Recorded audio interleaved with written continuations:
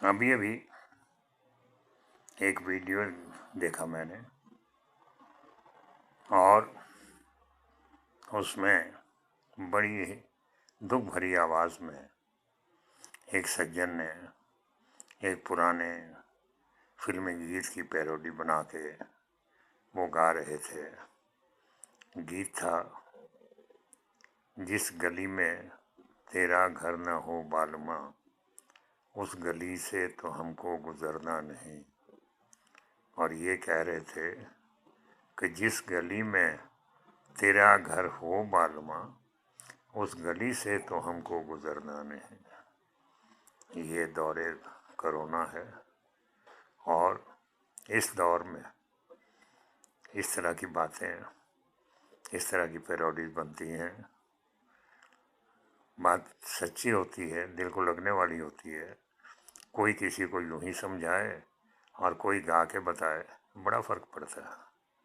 एक छोटा सा उदाहरण दूं, मैं सुलभ इंटरनेशनल में डायरेक्टर था वहाँ के म्यूज़िक सेक्शन का।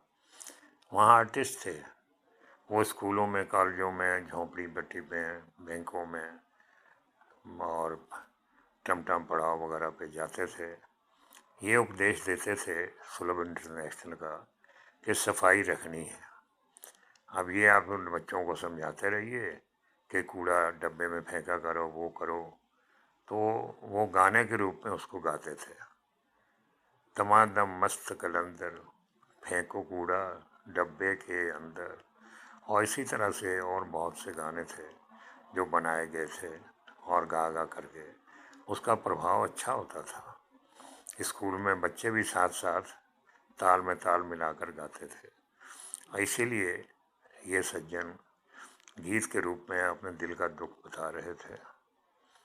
वक्त बदल गया है, बदलता रहता है और पुरानी परंपराएं, हमारी संस्कृति जो है, जो कहीं खो गई थी, और आज की, मैं युवा पीढ़ी को दोष नहीं देता क्योंकि हमने उनके अंदर वो संस्कार भरे ही नहीं ना। हम कहते हैं कि हम बिना माता पिता के चरण स्पर्श किए अपने काम पर नहीं जाते थे।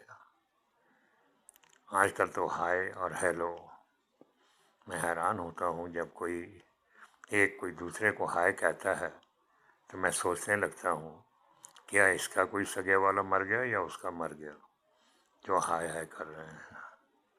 कहाँ से आ गई ये चीज़ें।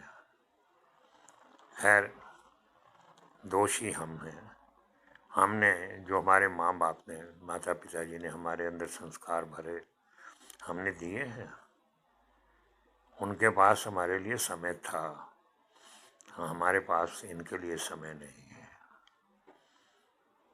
तो बच्चा क्या करेगा, वो कहीं और से सीखेगा और वो सीखता है, और यही हो रहा। खैर, उन बातों में नहीं जाकर मैं आपको बताऊं कि हमारे यहाँ आधा वर्ष अस्सलाम वालेकुम या दोनों हाथ जोड़ करके नमस्कार, सत श्री अकाल, प्रणाम, ये कहने की परंपरा थी ना।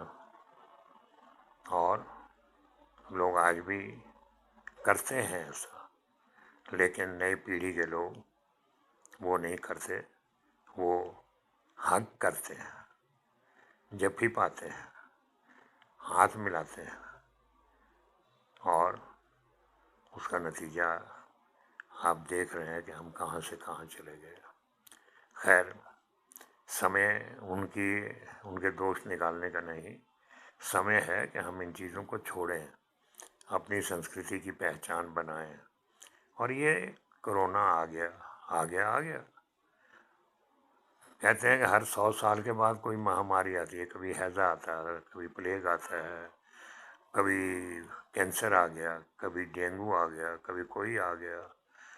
बीमारियां आती हैं, चली जाती हैं, लेकिन उसके लिए हमें उनसे लड़ना होगा, उन नियमों का पालन करना होगा जिससे कि वो दूर भागे। मैं घर में बैठा हूँ ना, ये रिकॉर्ड कर रहा हूँ, इसलिए मुंह पे मास्क लगा लिया।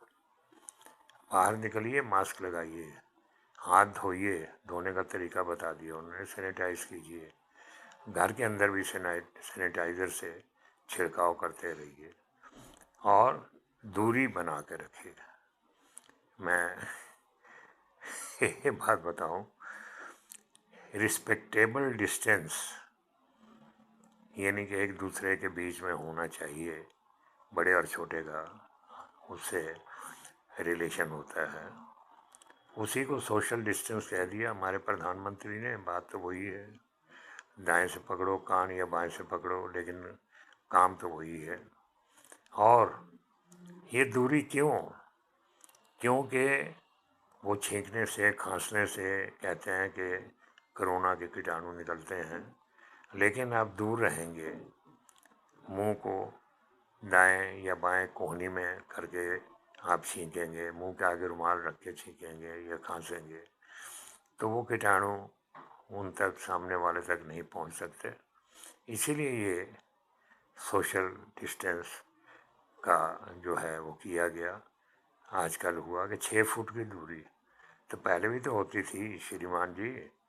जब हम दंडवत करते हैं, डंडे की तरह लेट जाते हैं और हाथ पसारते हैं, तो मेरे ख्याल में छोटे कद वाले का भी 6 फुट हो जाता है, बड़े का तो 6 फुट से भी ज़्यादा हो जाता है। दूरी बनती है ना।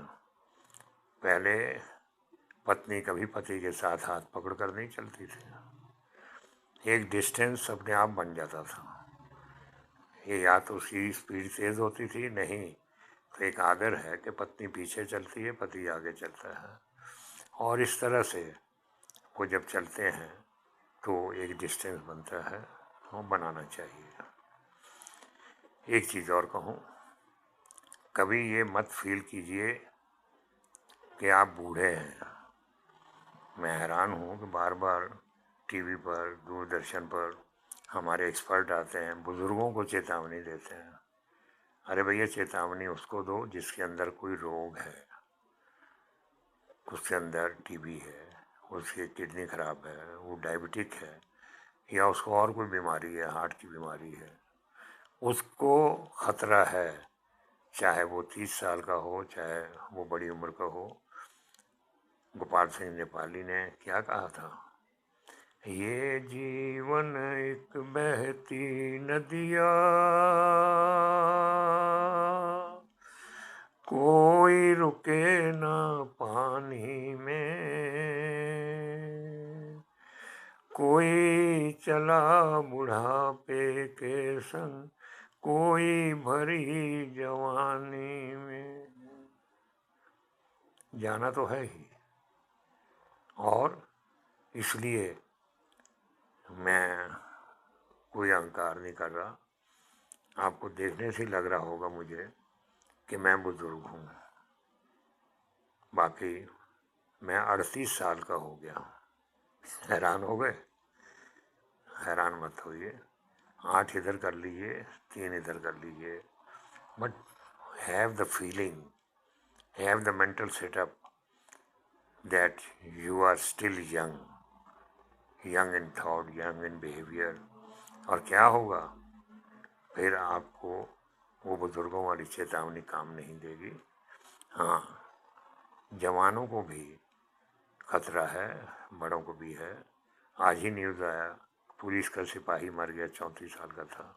एक और जो है वो सीरीज का बड़ा, ये होता है। और ये कहाँ से कीटाणु आया, कैसे आया, ये उनका काम है जिन्होंने ये सब खोज करनी है। हमें उससे लड़ना है, घबराना नहीं है, डरना नहीं है। ये बहुत तारीख रात हो गई, बहुत अंधेरी रात हो गई, बैठकर माथा पकड़ के बैठ के, और उस फिल्म का गाना, फिर सुबह होगी। रात जितनी भी संगीन होगी, सुबह उतनी ही रंगीन होगी। वो सुबह कभी तो आएगी, वो सुबह कभी तो आएगी। जब ये आपके अंदर भावना है, कोरोना डर के भाग जाएगा। हाँ, कोई ऐसा काम मत कीजिए कि आप उससे झगड़ा कीजिए। जैसे इंसान इंसान से दूरी बनाता है ना, उससे भी दूरी बना के रखिए, तो आप ठीक रहेंगे, स्वस्थ रहेंगे। बस यही एक मैसेज आपको देना चाहता हूँ। अगर प्रसन्न रहना है, खुश रहना है, रिस्पेक्टेबल डिस्टेंस, सोशल डिस्टेंस बना के रखिए। हाथ बार बार धोइए, सैनिटाइज कीजिए, कभी किसी के नज़दीक मत जाइए, और कोई कारण नहीं कि वो कीटाणु आपके उड़ते उड़ते पीछे पीछे आएगा, वो तो वहीं मर जाएगा थोड़ी देर में। नमस्कार, सत श्री अकाल।